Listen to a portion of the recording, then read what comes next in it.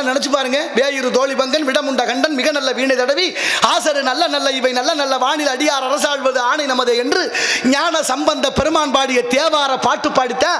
நேரு கையில் வேயிரு தோழி பங்கன் பாட்டு பாடித்தான். கட்டளை தம்புரான் செங்கோல் கொடுக்க ஓதுவார் பாட்டு பாடினார் என்பது வரலாற்று சான்று. மறுக்க முடியுமா யாரும்? இன்னைக்கு போய் தமிழ் தான் பெருசுன்னு சொல்லுவீங்களா நீங்க? அங்கே முடியவே முடியாது. டெல்லி வழியா இந்தி வளர்க்க துடிக்கிறேன், கோயில் வழியா சமஸ்கிருதம் வளர்க்கிறேன், இசை வழியா தெலுங்கு வளர்க்கிறேன், பள்ளி வழியா ஆங்கிலம் வளர்க்கிறேன். நாமெல்லாம் தமிழர்கள் தானே, எது வழியா தமிழ் வளர்க்க போகிறோம்? சிந்தித்து பாருங்கள் தமிழர்களே. யார் வீட்டில் தமிழ்ல பேர் வச்சிருக்கிறீங்களா? தமிழ்ல பேர் இல்லை. சர்மா, குருமா, பர்மா, ராசிகா, பிரித்திகா, என்னென்னமோ பேர்களை வச்சு இந்த வடமொழியால அத்தனையும் தமிழ் பேர் இல்லை. தமிழ் பேரே இல்லாம போச்சு. இருக்க வேண்டியதான் மோகம். அதுக்காக நீ இவ்வளவு கொடுமையாவா? யாசிகானா என்ன? யாசகம்னா பிச்சை, யாசிகானா பிச்சைக்காரின்னு அர்த்தம். மகிஷான்னா என்ன? எருமைன்னு அர்த்தம். அபர்ணான்னா என்ன? நிர்வாணமானவர்.